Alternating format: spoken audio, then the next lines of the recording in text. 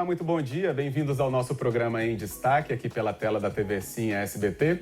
Obrigado pela sua audiência conosco nesta manhã, em que vamos trazer mais uma conversa muito construtiva e, eu diria, muito curiosa também pelo aspecto de como podemos trazer a arte da negociação para a nossa vida. Em muitas vezes, as vidas ficam em negociações.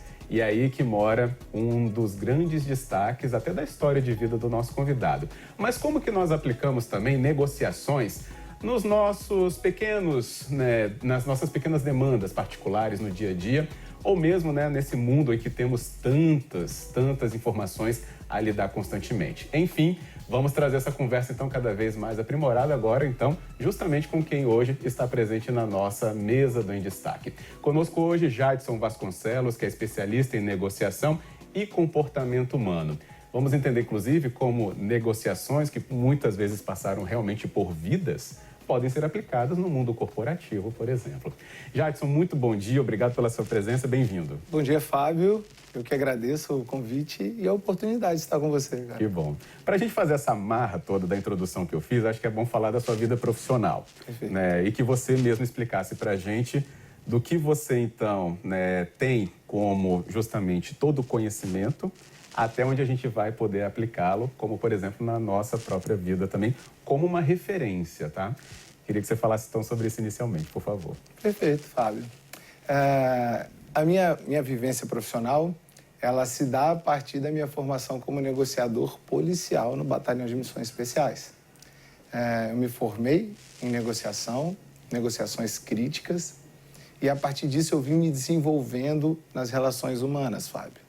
Me preocupei com isso. Fiquei apaixonado com o que eu vi durante o curso de formação, que é um curso hoje referenciado no Brasil inteiro, a Polícia Militar do Espírito Santo, Batalhão de Missões Especiais, o curso de negociação no Espírito Santo é uma referência para o Brasil. E eu me formei lá, e lá, durante o curso, eu tive contato com matérias da área de humanas. Então, nós tivemos uma carga muito interessante de psicologia, programação neurolinguística, e isso me encantou, sabe? Dali para frente, e eu resolvi me especializar, entender um pouco mais. Porque as nossas atuações, elas sempre são em momentos críticos que envolvem vida, liberdade e segurança. Então, eu precisava entender um pouco mais, me dedicar um pouco mais a entender de pessoas. Porque, de uma forma ou de outra, nós estávamos lidando com pessoas. E, a partir dali, eu me especializei, fiz alguns cursos de programação neurolinguística, também fiz uma pós-graduação em terapia cognitivo-comportamental, que eu uso muito nos meus trabalhos, palestras sobre negociação. Estou formando agora em psicologia, cara, que é uma alegria muito grande. Fiz um curso de negociação, e aí ele já foi corporativo, ele foi um pouco fora de uma outra linha, pela Universidade de Michigan, dos Estados Unidos. Tudo isso, cara, para entender um pouco mais de gente. Eu digo sempre, Fábio, que se você lida com gente, você precisa entender de gente, porque a gente se conecta com gente. Então, essa foi a trajetória para que eu chegasse até aqui com a negociação. E, pelo visto, na nossa vida atual, a gente está usando cada vez mais, as questões ligadas a negociações. Com nós mesmos, muitas vezes, mas, obviamente, com o próximo, ou com uma demanda com alguém, ou no trânsito, enfim, em qualquer lugar. A gente não está falando de negociação propriamente econômica, não, tá? E acho que isso leva a nossa conversa para um lugar muito especial para que você acompanhe desde já. E falar sobre as negociações que o BME, o Batalhão de Missões Especiais, participa, ainda mais com a sua figura, dentro desse ambiente de negociação, a gente está falando de pessoas que, por exemplo, ficaram reféns, ou seja, a vida da pessoa era o objeto de negociação. Perfeito, Fábio. Assim como a segurança e a liberdade também, algumas vezes, em alguns momentos. Exato. Então, produto de alto valor, altíssimo valor, Fábio. Não dá para a gente mensurar o valor de uma vida, o valor da liberdade e o valor da segurança. Então, eram sempre produtos de altíssimo valor que estavam em negociação naquele momento, sabe? E sempre com uma tônica, a pressão, cara. Em todos os momentos, em todas as negociações, a pressão era um agente principal, assim, um dos agentes que sempre nos acompanhavam, sabe, em todas as negociações. Você está preocupado e deixa as meninas saírem, aí eu dou uma resposta para ele e a gente continua conversando.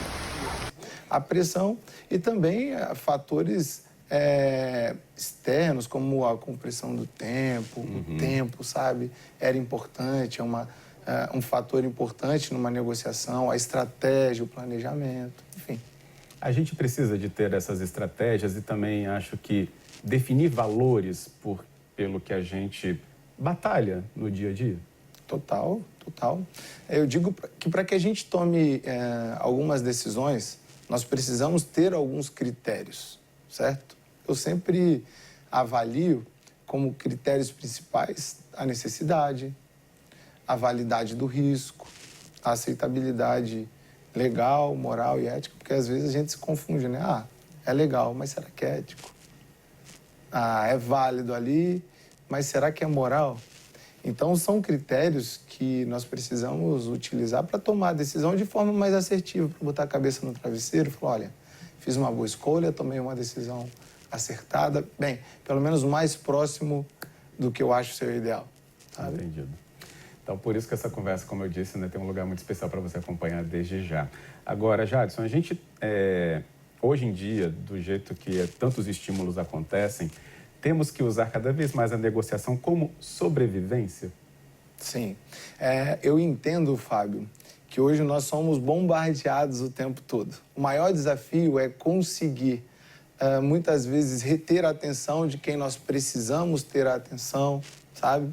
É conseguir administrar aquela atenção, caminhar com aquela atenção. Porque nós somos estimulados o tempo todo, sabe?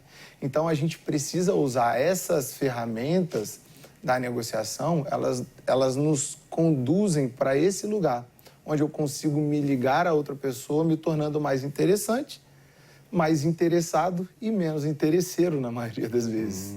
Porque a minha preocupação também está no outro, sabe? Não só em mim, está em gerar sensações no outro também. Quais são as sensações que eu estou gerando?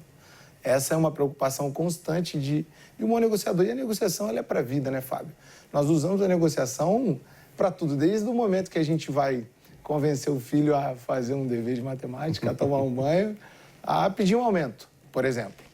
São momentos em que a gente vai usar as ferramentas da negociação. Vai ser mais intencional, sabe?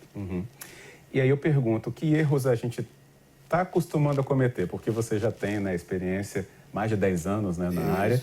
Acho que as coisas se transformaram, obviamente, 10 anos nada é tão estático assim. Você deve ter percebido que comportamentos também podem ter ganhado um ou outro ajuste, né? Mas onde que a gente olharia com mais falhas?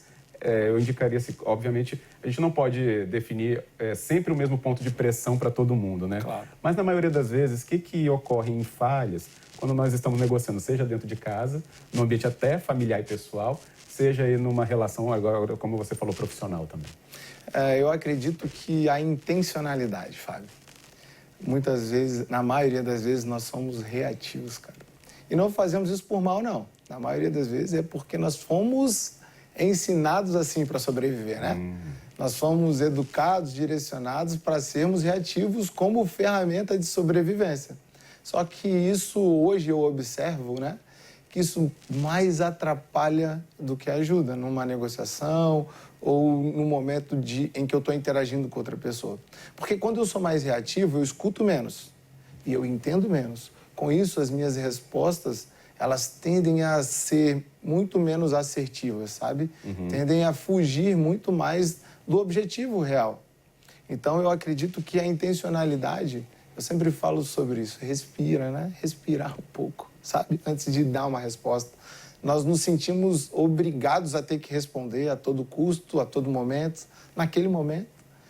E, às vezes, não é a melhor opção a ser tomada, sabe?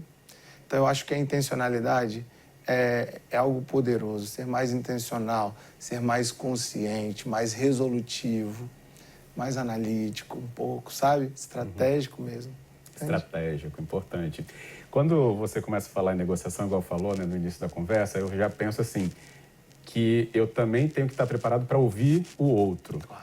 Que acho que a negociação é um pouco disso, né? O que tem a dizer para que eu possa também fazer a minha proposta ou contraproposta. Essa questão de ouvir também está muito deixada de lado? Na verdade, Fábio, como terminologia, não. Você ouve as pessoas falarem sobre empatia o tempo todo, sobre escuta ativa o tempo todo, mas a prática mesmo, poucas pessoas botam em prática a escutativa e a empatia, por exemplo. Por quê? Porque na maioria das vezes nós já ouvimos querendo responder. Isso não é escutar, né? Sim. Isso não é escutar. Isso é se defender. Eu ouço e já quero responder.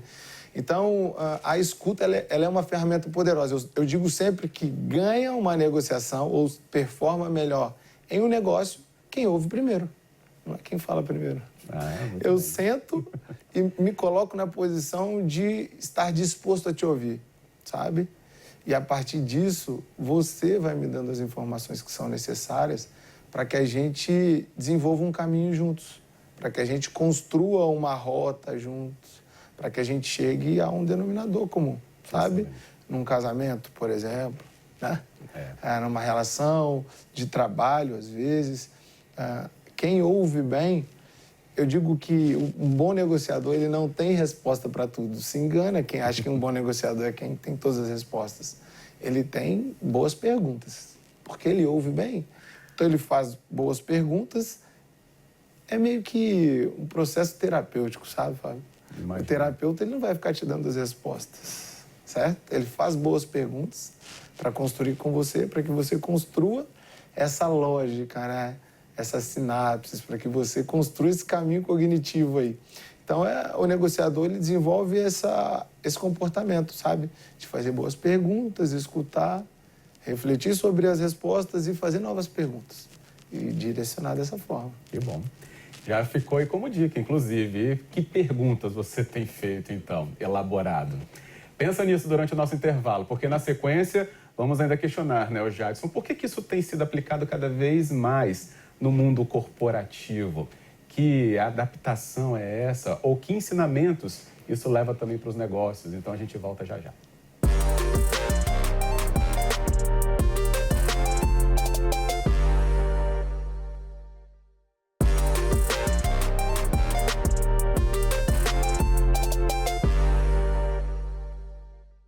De volta com o nosso programa em destaque na sua manhã da TV Sim SBT e continuamos a conversa com o nosso convidado dessa edição. Jadson Vasconcelos, que é especialista em negociação e comportamento humano, fala conosco sobre o momento em que negociações nos confrontam, inclusive com conhecimento a cada momento do nosso dia ou por muitas vezes do nosso dia. Tem negociações que são muito sensíveis, obviamente, até como a gente entende pelo histórico profissional dele, né? Através do Batalhão de Missões Especiais. Mas por que não levar conhecimento assim para as nossas diferentes áreas de vivência, né?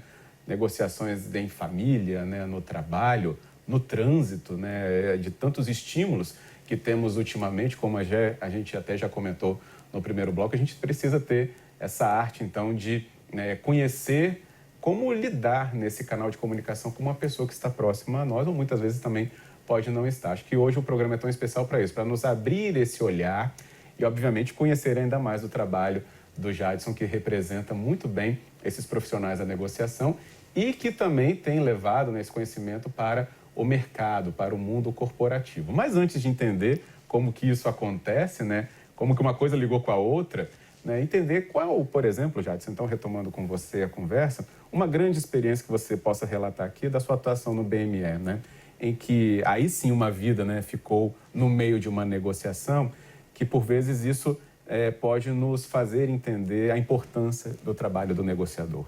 Perfeito. Eu, em determinada situação, eu atuei com um indivíduo que ele havia cometido um crime, né? Na verdade, ele havia tentado fazer uma pessoa de refém e ele teve um confronto com as viaturas de área e fugiu para dentro de casa. E ele ficou trancado e sem falar com os policiais que estavam no local ali, na área, por meia hora, 40 minutos, sabe? E como ele estava trancado, Fábio, nós não tínhamos o visual dele, ele não tinha o visual da nossa tropa que tinha chegado ali. E eu precisava fazer com que ele entendesse que era uma outra pessoa que estava naquele momento ali, que era uma outra tropa, eram outros policiais, e que o nosso andamento seria diferente. Mas como ele não estava me vendo, porque nós usamos um uniforme diferenciado, né? O uniforme da negociação é azul e tal, então é diferenciado.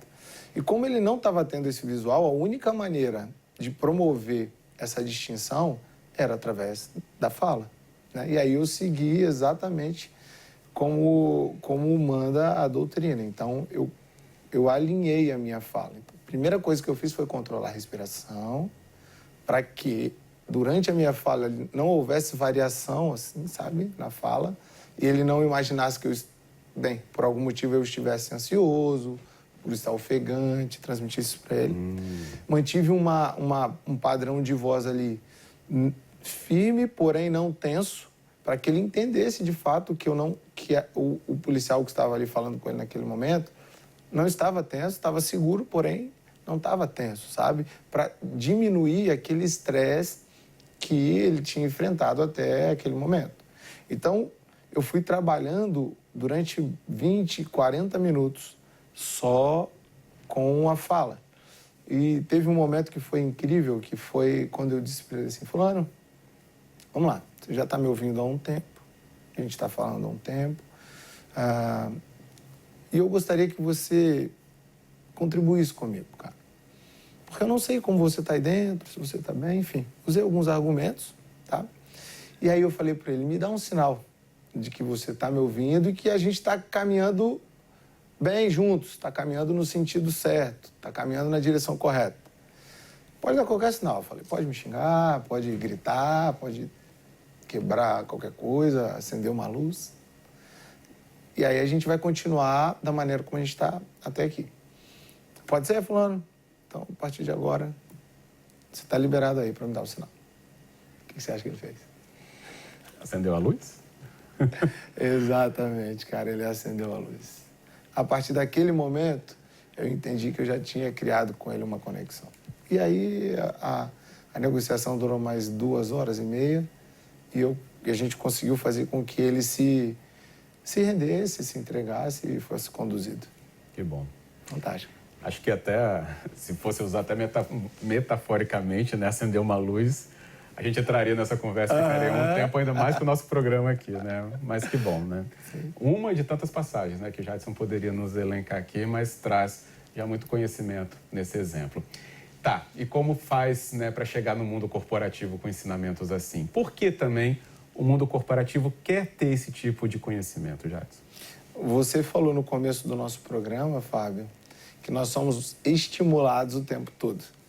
E hoje um grande desafio é reter a atenção desse público e converter, cara.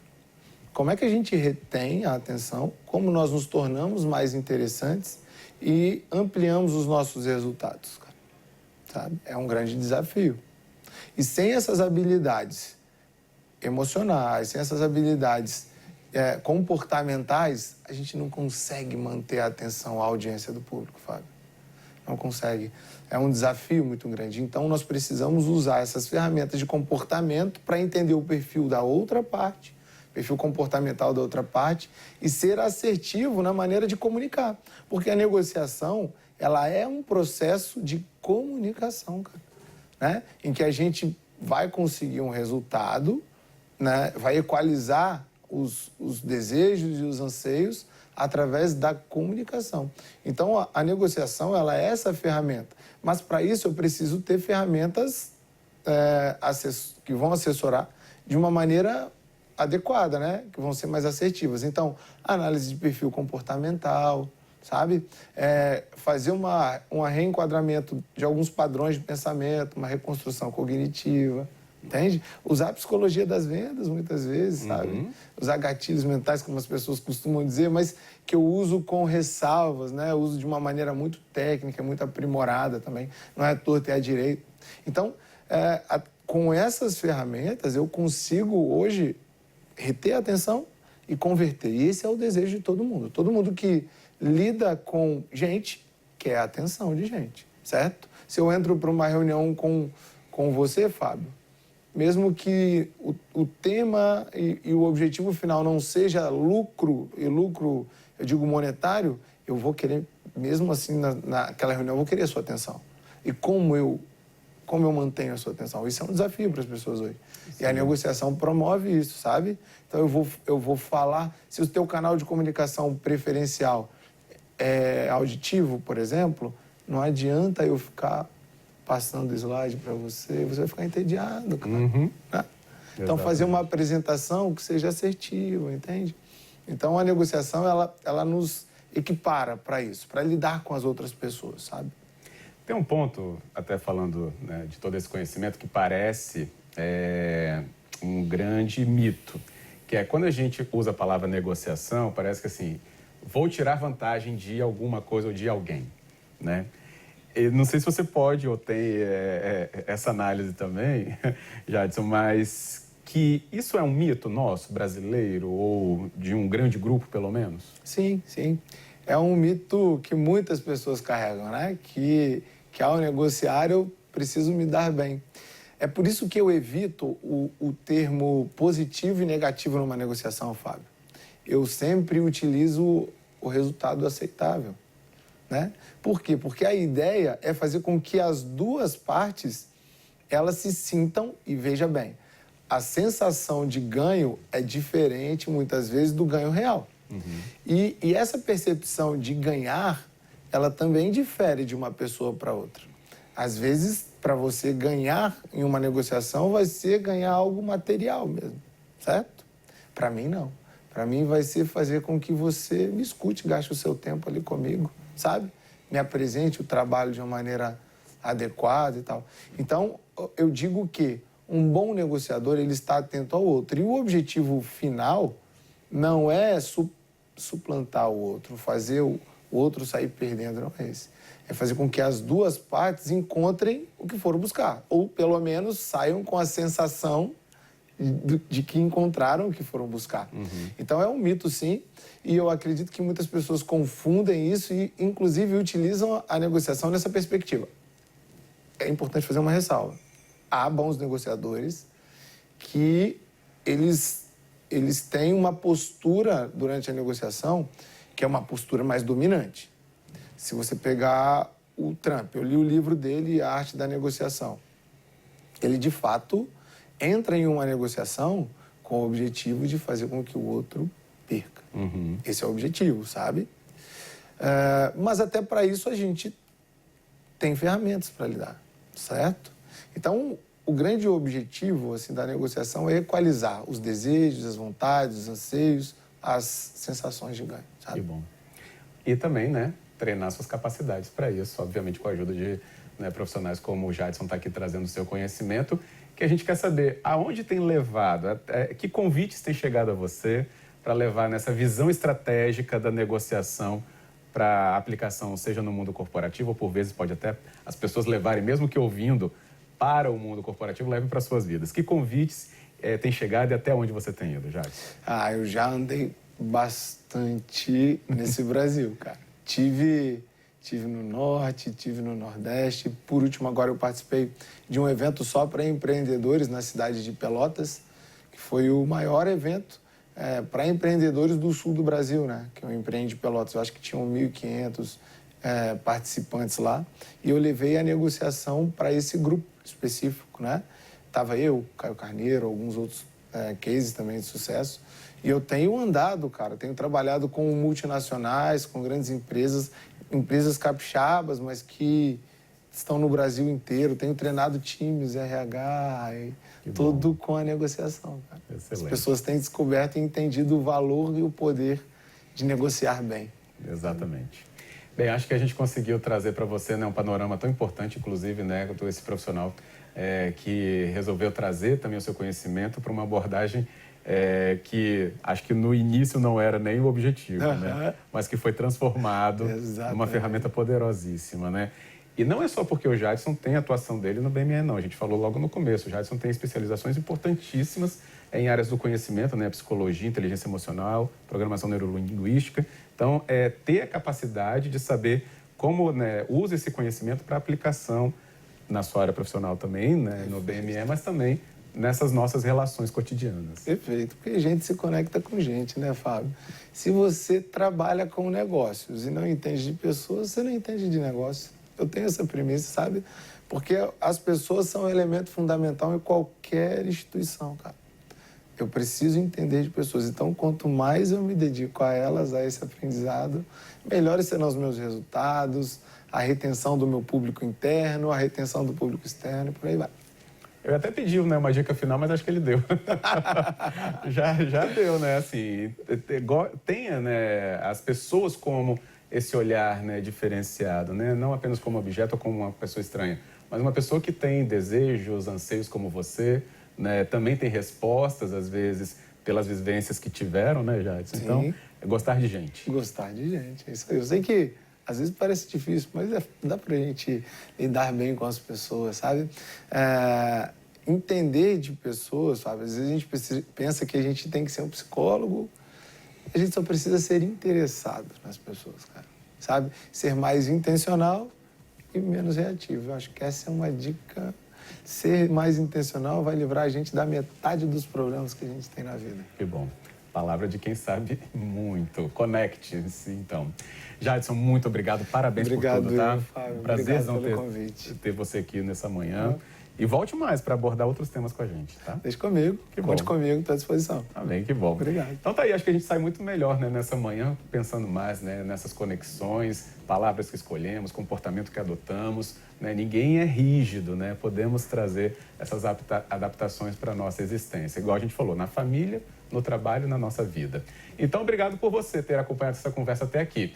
Esperamos você também no nosso próximo Em Destaque, nesse mesmo canal, obviamente, para você acompanhar tudo isso. Obrigado e até lá.